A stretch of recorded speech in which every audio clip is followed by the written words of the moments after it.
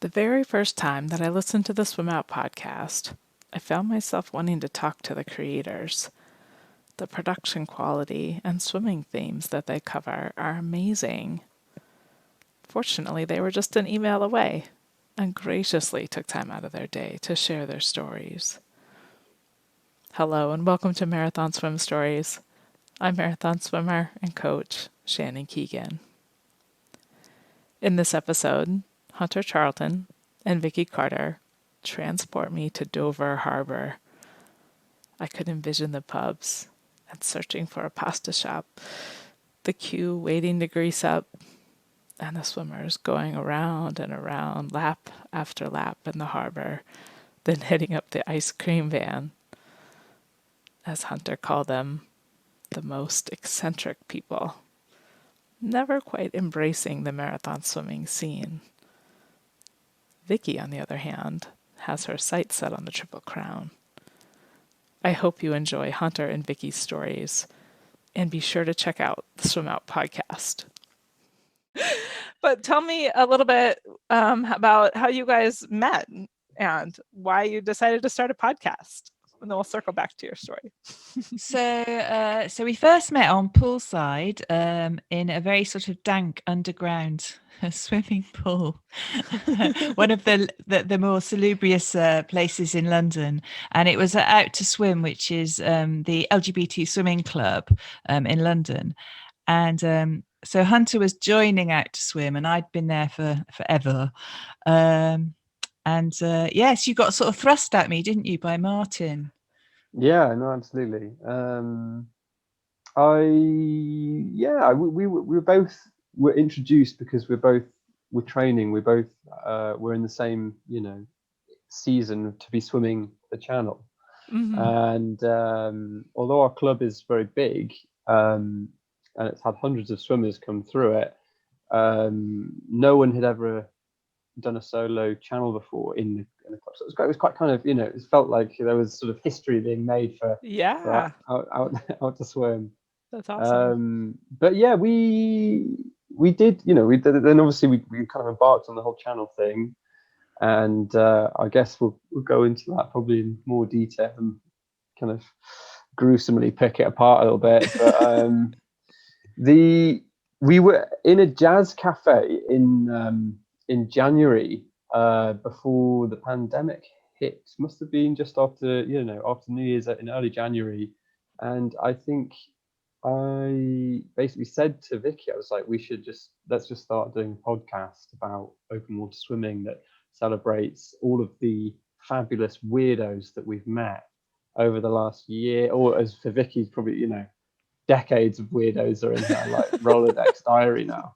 So but anyway, so that's kind of was the inception. Obviously Vicky worked at the BBC for years and years and years, in radio. I'm a kind of aspiring radio producer, and was looking for an excuse to like get some kind of some tips from her, maybe.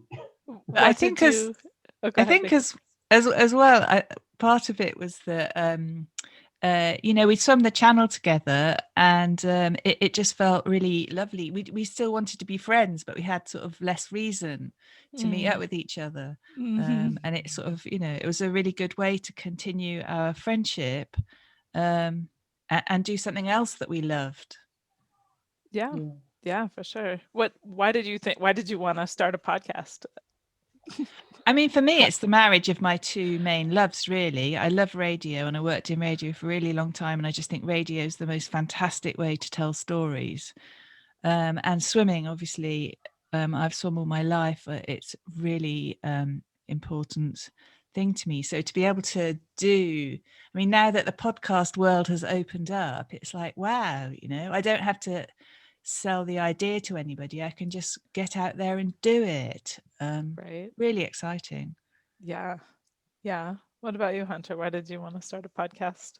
I think there were two reasons, really. One being that like I want to do this for a living, and like so there was sort of an aspect of like wanting to do this for my career, but also it's like swimming is fundamentally like core to my my DNA, and it's a passion that I have. And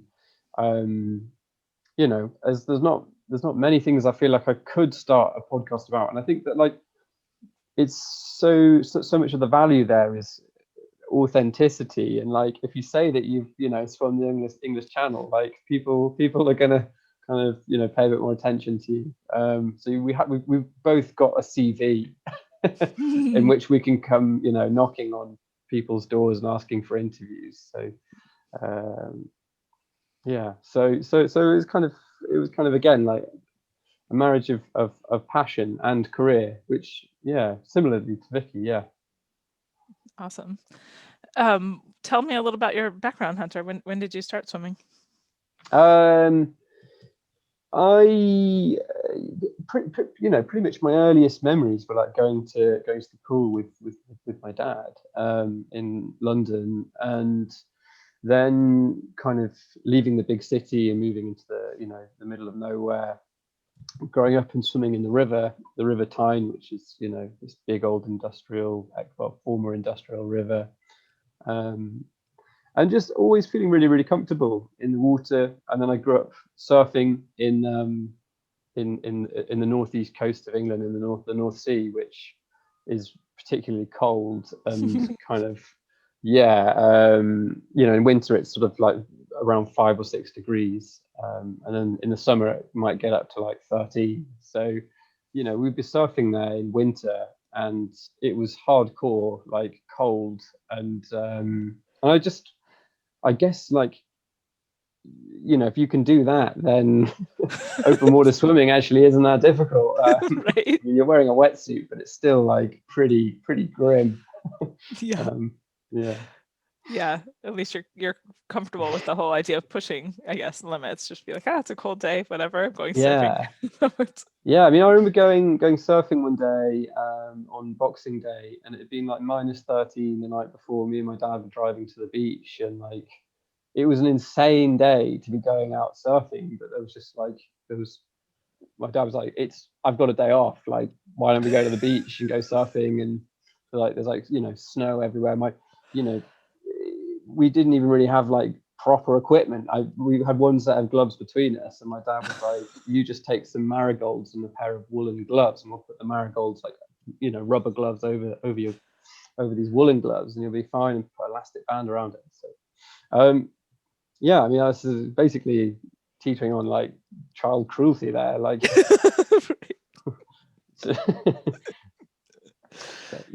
all good stuff.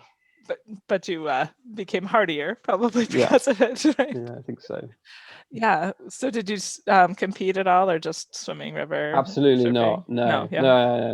I've never really been good at competing at anything. So I was more interested in just messing around with friends really, and then kind of I only came to open water swimming like kind of later on I'm 28 now, but I sort of came to it when I was about sort of 20, 25, 26. Okay, so just 2 or 3 years ago, really? Yeah. Wow. Yeah. Why did you start open water swimming? What was the impetus for that? I'd had the worst year of my life, and like combination of like having like a really bad breakup, having kind of like a parent who was quite like unwell, and then having a sort of career kind of like breakdown. I was trying to make a film that was just not really going to happen and going pear-shaped, and then I had a really major like car accident where I was on my bike in London. I got hit by a van, and was like kind of concussed and lost some front teeth. And I was just like, you know what, I really just want to do something which is like completely different, and like I need to sort of take a break from like the life that I've got at the moment, and do this really abstract challenge like swim the channel. And I was like, I'm like going home and sitting like in a bath and just being like, I'm gonna swim the English Channel. Like, I'm gonna give it a go. And I just, that week, it would have been in, around October, and sent emails off to all of the boat captains, being like, has anyone got a slot? And then just like committed to it. For like the And next year, or like the coming year. Oh, wow. And so yeah, and then just was like, this is what I'm going to do. I'm just going to give, like, for the next 9 months, just like everything towards this kind of. I mean, if I hadn't made it, God, I would have probably killed myself or something. Like, but like, So bad. yeah, thank God. My family were like, just, thank fuck you made it.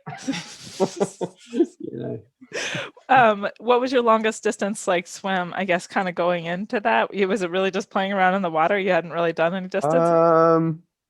Not really. I'd been on a holiday in Greece. I went probably on like a sort of couple miles swim or something. But I was like, I did it, and I was like, wow, that was so easy and nice, and like I don't feel tired, and I can. It's just, to me, it just like felt like walking, and I didn't. There was no stress around it, and I always felt really just comfortable in the water. So that's good. So then you just joined the club and.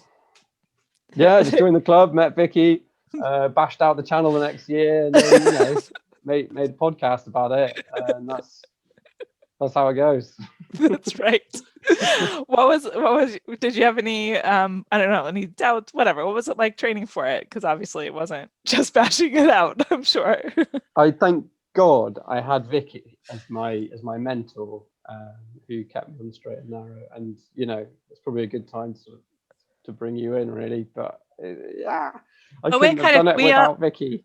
We are sort of polar opposites in a way. So whereas Hunter, as I think you can just tell from his story, is quite underprepared, I, on the other hand, go completely in the other direction and am very overprepared. So we were kind of a magic mix of kind of, me being overprepared and knowing everything, actually, because I'd already, had a try before. And so I knew a lot and was able to impart some of that wisdom. But Hunter had like an enthusiasm that I needed. So it was really glorious for us to, train together, actually, and share each other's, use each other's strengths to keep us both going. It was great. What was your background, Vicky? So I was, so my dad, fathers play big parts, obviously. My dad had an ulterior motive. He wanted us to sail. So he decided that if we were going to sail, we should swim. So he took me and my sister to the swimming pool and basically taught us to swim. And then somebody said, oh, you should take them to the swimming club. So he took us to the swimming club, and then 10 years later, he's still standing, watching us swim up and down in the swimming club, trying to suggest that maybe I should do synchronized swimming because it's prettier to watch. So yeah, poor Dad. We never really sailed at all, actually, which is really sad. Yeah. So yeah, it was Dad's fault. But then I swam through my childhood and into my teens. But didn't have any concept really of open water swimming, or that it was a thing. I mean, obviously, like everybody, I swam in the sea, but not very much. But I had no idea about open water swimming. And I went back to a club in my 30s, swam competitively again then. But I was always really average, just like, real average, like pick up the odd medal every now and again if I got deeply lucky with the age group. But, not an amazing swimmer, but sort of, dedicated in preparing myself, obviously. And then I discovered open water, and it was like, oh, this is what I'm good at. Actually, I can go forever, and I have this special skill, and it's so it's like finally found my real event, as it were. It took me till I was in my nearly in my 50s, really, to discover what actually I was good at in swimming. What was the kind of the event where you realized, or the moment when you realized, like, oh, I could just keep going? Well, I'd had a little break from swimming, and I was having lunch with a friend, and he said, have you heard there's this new travel company called SwimTrek, and you can go and swim on a holiday. I was like, really? And he's like, yeah, it was in the Guardian. So I basically went back to work, Googled it straight away, and booked myself on that night, I think, to go on a swim chat holiday. And then I was just very excited about the whole thing. And on the first day, I just remember just being really, really anxious and excited. And then the guide, this guy called John Cunningham Rolls, who was one of the guys at Swim Check, and he just sort of said, "Okay, swim out to that buoy." And I was just like, "What, all that way? I don't have to stop." And he said, "No, go." So I swam, and with my dad's voice in my head going, "Don't go out too far, dear. Don't go out too far." And I'm going out too far, Dad. I'm doing it. Yeah, I mean, basically, by the time I got back from that trial swim, I was fully committed to open water swimming. And yeah, got back from the holiday and booked a relay to swim the channel. And then, yeah, the rest is history, really. So, yeah, thank you, Swim Trek. Right. They've been a launching off point for a few swimmers. And I can't even count the number of marathon swimmers I've talked to who said, I was an average swimmer. Like, it's a very common, because we all needed a little more than just like the bounds of the pool to really find ourselves. I mean, I still love the pool, and I really love club swimming, actually. I really love that thing. And Hunter doesn't like it so much, but I love that thing of like, there's somebody in front of me and behind me, and I know we're the same speed. And I really love that sense of being pushed and that kind of, yeah. So I still love pool swimming. Training. I don't like competing. But then open water, wow, it's the best. Yeah. So then so you did a relay, and then what was... I did a relay, and that went fine. And then I booked for my solo, and I trained all year. I was completely ready. And then I had a booking end of September, and the weather changed. And it was this woman called Frida Streeter who used to run the beach. And in the end, she just rang me up. She said, there's no going, love. Just go to the pub, get drunk now. It's over. So I did. I went to the pub and drank. And it was quite funny, actually, because I'd sort of fallen in with some new friends, and they didn't actually know that I could drink. One of them was like, "Oh my God, you're drinking." It's like, yeah, I'm not training anymore. I'm drinking. When you're training. So yeah. No, I'm looking forward to returning to Dover Beach this summer, and hopefully, drinking is kind of like it's one side to like Dover. There's some really good pubs there, but often you're down there training for the channel. That's and these pubs are just kind of there as like temptation. You can't really go, but I think this summer, hopefully, I'll just be able to just get a bit more smashed and like help out on the beach. And it's just like it's that itch I haven't been able to scratch like in Dover yet. I mean, yeah, if you're going there all serious to swim the channel, you don't really obsessed with pasta. Where's the pasta shop? Your obsessions are very different. Is there a warm bath? Is there a shower? Where's the pasta? Where's the Eccles cakes?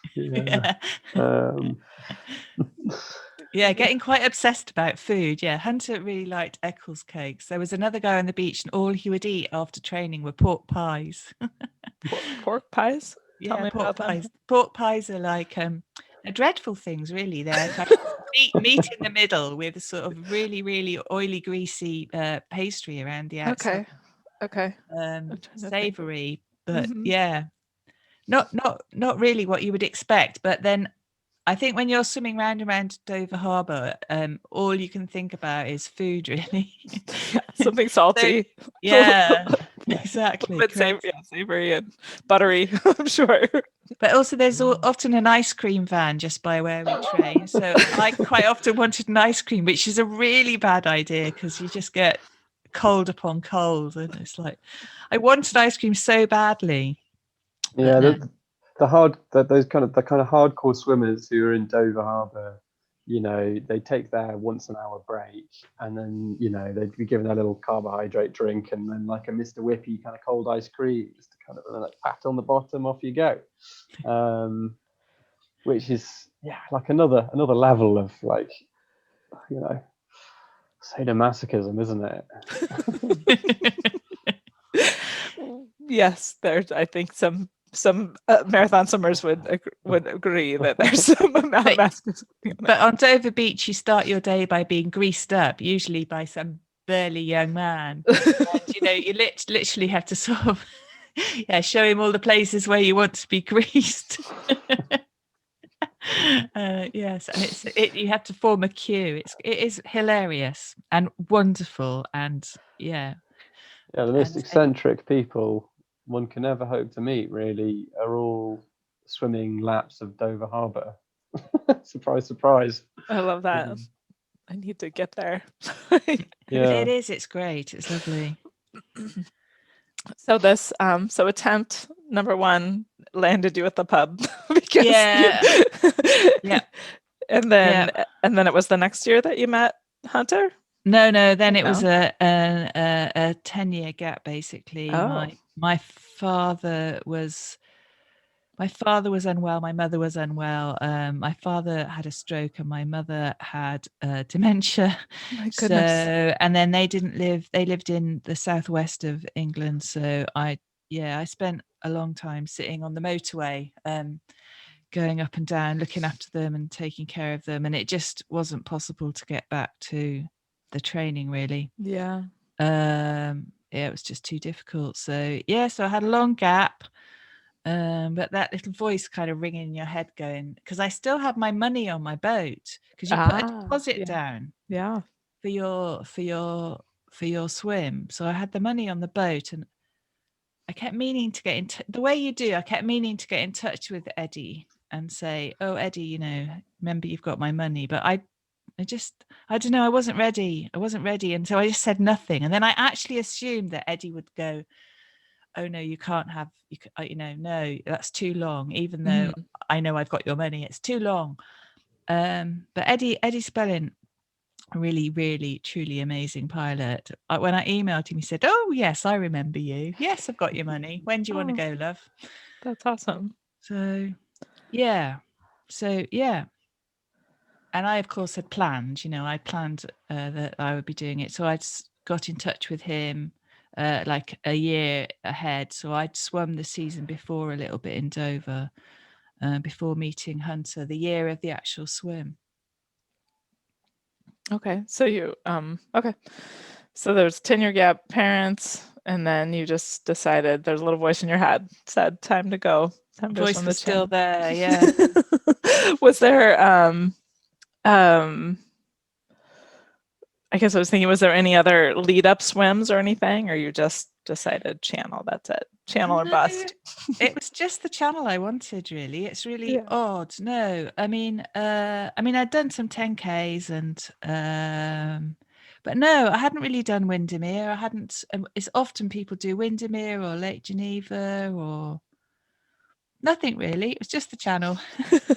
I actually haven't really done any major swims since. I've done fun swims and 10Ks, but no, just the channel. I think it's kind of, I think to a lot of people that sounds like the most mental thought, to be like, oh, I'm just going to just do the channel. I mean, but having been that guy, it's just like, yeah, I'm just going to give the channel a shot. I think it's my year. I'm going to give it a go.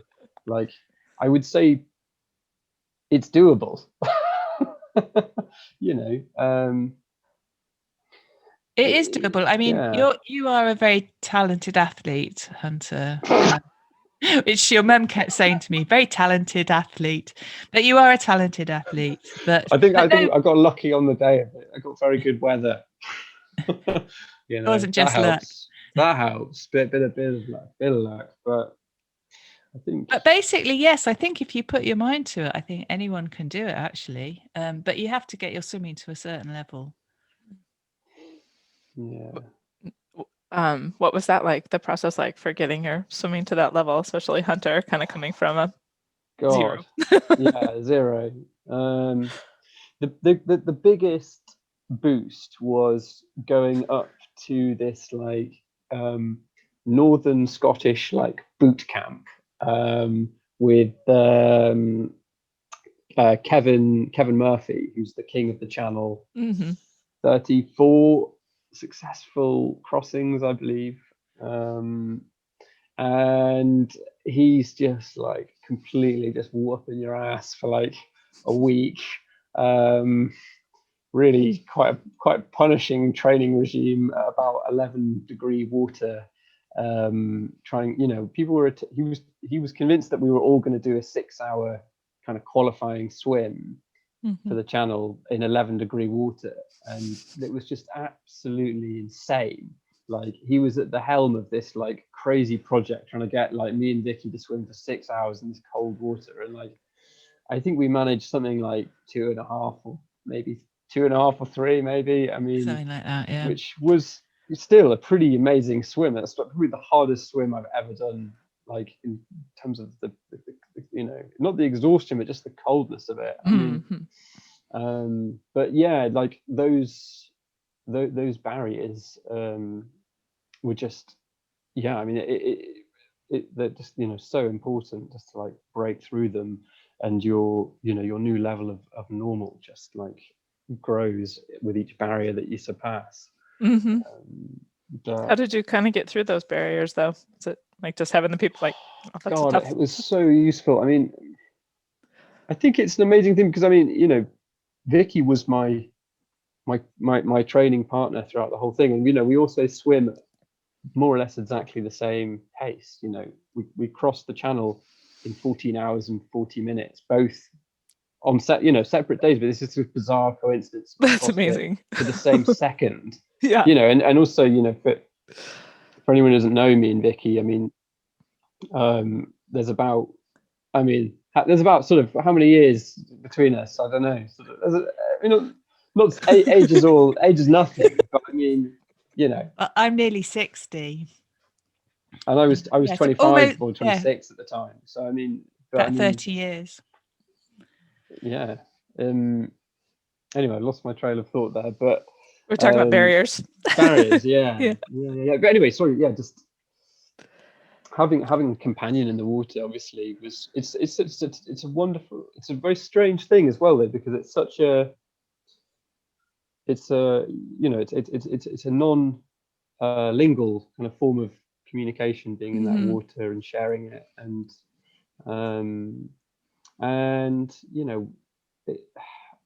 there's, even though you can't express any words, I think that you kind of keep eye contact and stuff, and that can just be so powerful in these like non-verbal forms of communication. And I think it was this, I mean, to just go back to our relationship again, it was this kind of wonderful thing that we were both embarking on such a strange, unique, bizarre, abstract goal of swimming from England to France, and that was our kind of goal. And yet we sort of come from we were total strangers, but yet kind of united in this weird shared common kind of goal, I suppose. But yeah, I think so. That was a big help going through these really unsettling swims, and going through these really personally challenging, like, yeah, these kind of marathon swims and things. Like having a buddy. Like, if I didn't have that, I don't know if I could have really have made it. I mean, yeah, I don't think so. It's hard to imagine how it would have panned out without you, really. How did it feel once you were in the channel though, and you didn't have that buddy there? And you were well, I luckily had you on the boat. That's helpful. Yeah. Yeah. And we swam together for each other as well. So you're allowed to have a swimmer in with you for short periods. So we were each other's swimmer. Excellent. Yeah. No, I mean, it was. So Vicky swam a few weeks before me. Maybe sort of 3 or 4 weeks, maybe a month before me. I think about a month. Yeah, I think. And I remember there's this amazing moment because Yeah, I mean, I remember watching Vicky do this feat, and it was just like, and knowing that you're going to be putting your own body through that in like a matter of weeks' time was like such an out of body experience. It was like watching. I can only describe it. It was like watching like surgery, and I was like in the gallery watching like a surgeon, like sort of. I was watching this like excruciating like hours of like punishment, and but you've got like a sort of front row seat on this thing, and I, just like the brutality of like Vicky just remaining like keeping a 78 like strokes per minute, hour after hour after hour, this like high stroke rate. And I remember, I'd be like watching Vicky, and I maybe get a bit bored, and then like go down to the toilet and take a whiz or something, and like the window would be open, and I could just like still just like hear Vicky just like plodding away and stuff, and I'd be like just like this metronome. It was It really is. Yeah. unstoppable metronome. But yeah, it was really brutal having to like watch it and kind of claw through it, and then thinking about how you've got to do it yourself, really. Right. I don't know, because what was your perspective on that? I mean, having gone through it and then watching kind of me do it, were you like? Yeah, well, there was quite a bit of drama around your swim because you had quite a bad cough, and there's some worry about whether or not we should have set off, really. And I was very much in two minds about that, but you were very insistent. No, we're going now. So it's like, okay. And at first I just wasn't sure at all. You had been, there'd been a few times when you'd hopped out of the water, and I wasn't sure. But at the point when I realized that it was going to happen, I just started crying, and I couldn't stop crying. It's like, oh my God, because the kind of joy that we both were going to do it was just like, wow. And it had been, it's very boring, but also quite stressful on the boat, because you can't apart from when you get in to actually swim, you can't really help. So it is that sort of helpless feeling of what can we do and how can we keep him going, although you never really stopped at all. And there was actually on the day very little concept that you would stop or anything would go on, but I was worried that you would. There's all the turmoil going on in your head, but I think you can't like let it surface and like let it be if you acknowledge it verbally, you've kind of already started to accept like a demon. Like, it's better just to, I think in that situation, it's just, maybe better just to keep a kind of solid wall up and not really let any chinks through the armor. I mean, because like, I don't know, the first like hour of the swim, I was so petrified and like so scared, and I always kind of feel like that first hour was in some ways it was the most memorable and the hardest and like the most terrifying. And you just have these thoughts, you're just like, why am I here? What am I doing? It's totally pointless. Like, I'm never gonna make it. It's like midnight. Why don't I just like call it a day, and we can all just go back to London and get a good night's sleep, and we'll just pretend this thing never happened. But I mean, we battled through it. Yeah. But I mean, just one thing that I just remembered there was like, so I was on Vicky's channel swim. I remember being her support swimmer and like getting into the amazing, blue crystal clear water.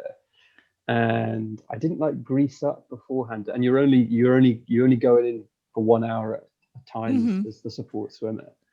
And I remember just like being like getting in and being like, fuck, this is like cold and horrible, and like I hadn't properly greased, so I was in loads of pain as swimming, and I was thinking like, I'm gonna be Vicky in like a matter of weeks, and like this is fucked up. Like, I don't know if I'm gonna be able to make this. Like, this is intense. Like, yeah.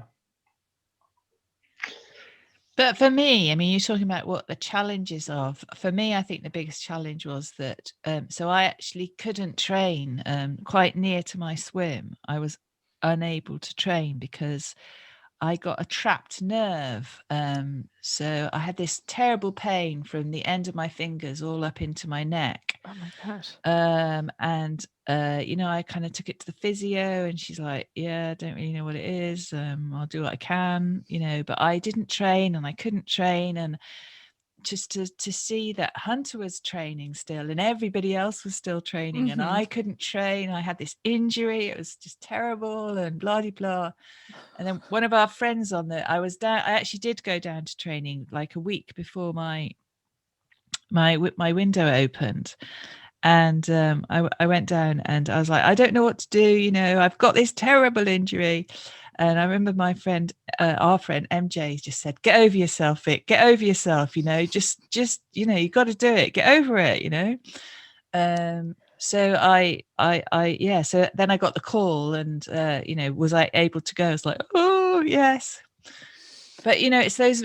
For me, the barriers are when it's not going to plan and you think that it should go that way. But the trapped nerve was tension. So as soon as I actually started the swim, my wife, actually, Una, apparently was just like convinced that I would be in it for an hour and then this terrible injury was going to have me straight out. But of course, the injury, once I started the swim, there was no more tension. So the injury was gone. And actually, I've heard other people say this, I thoroughly enjoyed the swim and I didn't feel nervous and I didn't feel tension. It was like, I mean, when you stand there on Shakespeare's Beach, you're there, that's it, that's your moment. But actually the work, all the prep has been done. So I just, no, as soon as I started my swim, I was like, no, this is fine. I can do it. And I'm no pain at all in my shoulder. Wow. Not that pain. Right. I mean, other pains in my shoulders, obviously, but not that I might break pain. Yeah. What about you, Hunter, that moment standing on the beach? I've heard different stories about what that's like, looking out for what's before you and knowing you've done some prep, but not everybody feels that confidence that Vicky's describing. Yeah. I'd never, I'd never swam at night time before, ever. So it was a completely new experience. I mean, a part of me was just thinking of the glorious weirdness of the thing I was doing. I was consciously aware of just how strange the thing that was about to happen was, and I was conscious of that. But so I'd had this kind of cough all week, and it was getting better and better. But it wasn't like a tension thing. I mean, it's not like a trap. It was a cough, and it was a chesty cough at that. And but I was just kind of so fed up of doing training, and I couldn't bear to watch as the people training on Dover Beach would get 1 week after next becoming fewer and fewer. And I was originally scheduled to swim the channel late in the season in September, and by that time I would have been the only guy still swimming, training, doing lengths and lengths of the harbour. I was like, gosh, I can't hack this. I was just busting just to get it over and done, just do or die, let's make it or not make it. I just need to draw a line under it. So with that in mind, captain gave me a date to swim. I said I was ready and I wanted to go, and it was a big spring tide, but the weather was looked fantastic, and the swim began at around midnight, and it's this feeling of you're about to go into the ring with Mike Tyson. There's huge amounts of adrenaline pulsing through you, but I was both aware of what was going on, but also just terrified of the prospect of it. And I couldn't see France in the distance, and it was just black. There was no stars or any clouds. and I just was kind of like, I mean, the longest swim I'd done beforehand in training was like 7 hours, so I knew I could do 7, and then I was like, well, we'll get to 7, and then we'll see how we're going, which was useful. It's sort of, yeah, helped me get at least half of the way. yeah. What was it like when you got to 7 hours? Yeah, there was, I mean, a glorious moment when the sun was kind of coming up, and you realize that like the nighttime aspect of the swim is over, and like, I'd found something at night really, really scary, and like I really felt just like alone in the universe, and I thought like this whole thing I was trying to do, I was like, I was just literally like, this is pointless and it doesn't matter. And I was like, my brain was just saying like, you don't matter in the great like scheme of things, and like this swim is irrelevant. But then like the sun starts coming up, and then like people on board the boat were like kind of like smiling, and you could see it was turning into this like incredibly astonishingly beautiful day. And I was just like, well, I feel fine, I think I can keep on swimming. But yeah, like getting to this like midway point, I remember stopping for like a feed. I must have been kind of halfway in between England and France, and it was just the moment where I like stopped, actually could just like look around me, and you see that you're halfway between England and France, and you can see the white cliffs of Dover, and it's just it's extraordinarily beautiful thing in front of you, this like, and yeah, it's kind of, I was just very present in that moment of being like, this is incredible, and you should remember this moment for the rest of your life. So yeah, no, it was, and and then as the swim goes on, you kind of start to lose more and more consciousness. But I mean, at least I remember that bit quite well. Yeah. How did you keep yourself in the water through the scary part at night? I felt very much like a little, like a sort of a whale's like baby, like hugging its mother, and the mother being like the boat. And it felt like I felt really, really afraid whenever I got more than like 10 yards away from the boat, and just like, not that they would like lose me or anything, but just that I would just be like swallowed up into like oblivion. I just needed to have like some to look up, and just to know that there were like, people like Vicky like looking overboard and like looking at me and kind of making sure I was doing okay. So but there was some nice moments that did break up the monotony of swimming in the night. And like there were some nice bits and there were some not so nice bits, but I remember seeing this like amazing kind of fish beneath me. I think it was like a garfish, which is like a very long eel, like very, very slim fish, like a silver just slither, but swimming beneath me. It was really beautiful. I'd never seen, like, Dover is almost a dead place, but there was this little, it's devoid of anything except like plastic bags, but there was this nice thing. Unfortunately. Yeah. Yeah.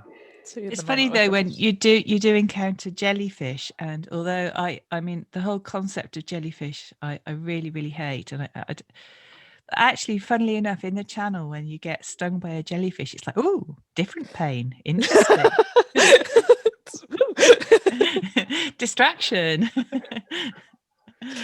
Yeah. So I think we both took a few stings, but nothing very bad, but just little stings. But actually, strangely, they are quite a nice distraction.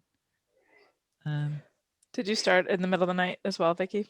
Yeah, we both started about exactly the same, really, 10 o'clock at night. No, you must have started a bit later than me, I think. So I started at 10, yeah. So it sounds awful and it is scary, but it is great to finish in the day. I mean, to try and land at night would be, especially if you had one landed on the cap, that would be really hard because it's so rocky. I mean, we both landed on Wissant Beach, so that's actually easy landing. There was some amazing stories though, people landing in night. I think that it doesn't, however you land, it's always like incredible that you never, I mean, I guess we both landed at like 4 p.m, like, and there were people and families on the beach, which made it interesting. But I mean, just one story always really sticks with me of this speaking to this guy who'd swum the channel maybe a year before me, before I was like getting obsessed about it. I hadn't done my swim yet, and he was saying how he'd like started in the day, swam through the night, then gone back into the day, and then the sun set on him. It was like he'd kind of seen a night and a half, but just like he just said, just like it was pitch black, and he just remembered like pulling his hand through the sand of France, and it was just like extraordinary. This feeling that was completely it was you did no visual, you couldn't see anything. It was just the feeling of it. Yeah, it's amazing. Kind of gives me like the kind of goosebumps. What did it feel like when you finished, Hunter? I wasn't expecting just to cry so much. I wasn't really expecting to cry as much as I did. It just somehow gave me the validation that I needed, that I couldn't find elsewhere. And a lot of things previously that hadn't really been like working out, so to speak, and to do this very, very much a binary success failure challenge, to succeed at it was just totally validating. I mean, I just remember my my mum had always kind of joked around and sort of said like, Hunter, you're not channel material. Which is a really brutal thing to tell anyone who's through channel, to tell them that they're not channel material. That's true. I was a bit like, I did kind of cry a little bit, being like, I made it, and I did it in spite of you. Like, yeah. What did it feel like when you finished, Vicky? It was amazing. I mean, I felt somewhat confused because where I landed, there were like these little boys. It didn't seem to be very many grown-ups, just some little boys.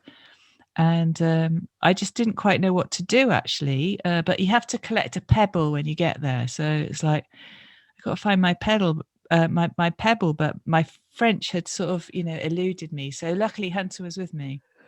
He was like, get her a pebble. And it's all quite surreal. I found it quite surreal and quite, strange.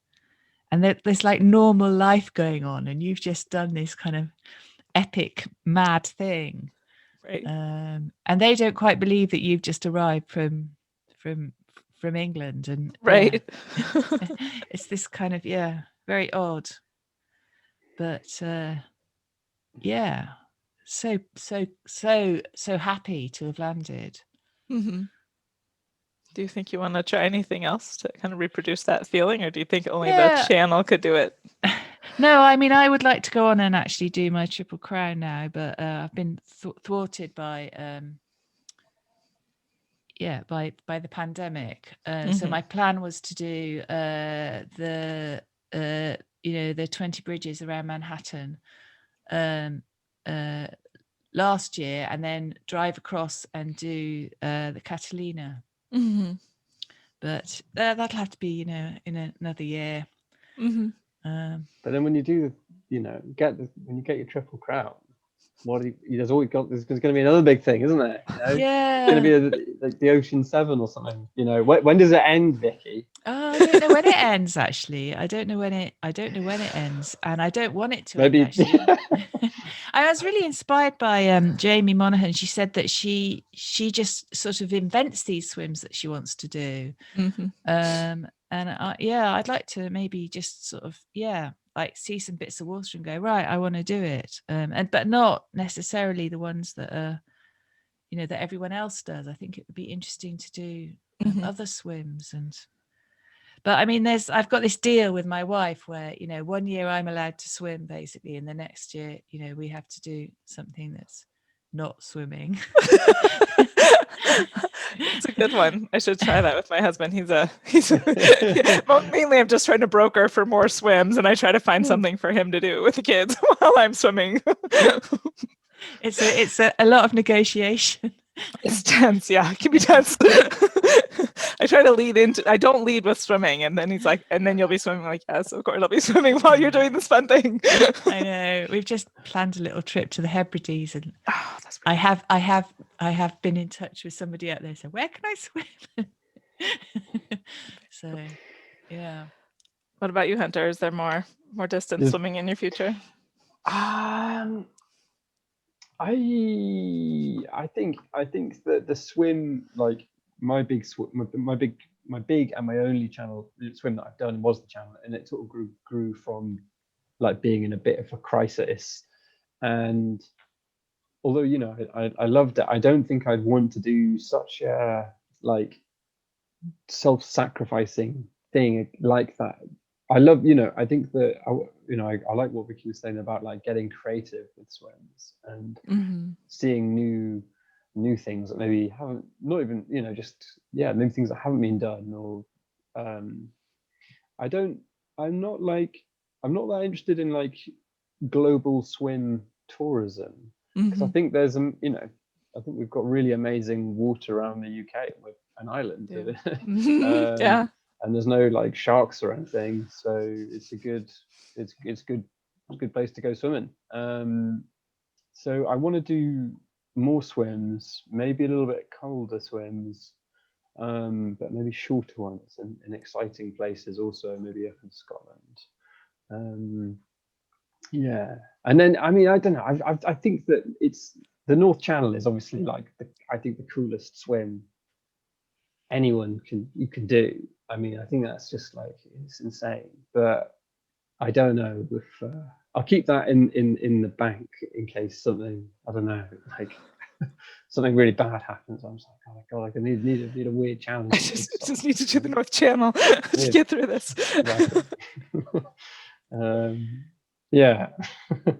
But maybe something is better just like not swim. I mean, I think it's nice to tie swimming into like storytelling, and what we do through our podcast is all about trying to seek the reasons why people swim, and how they tell their own story. And Bonnie Sue's amazing book, like why we swim, and it's such swimming is such a reflection of just like who we are as individuals. And it's I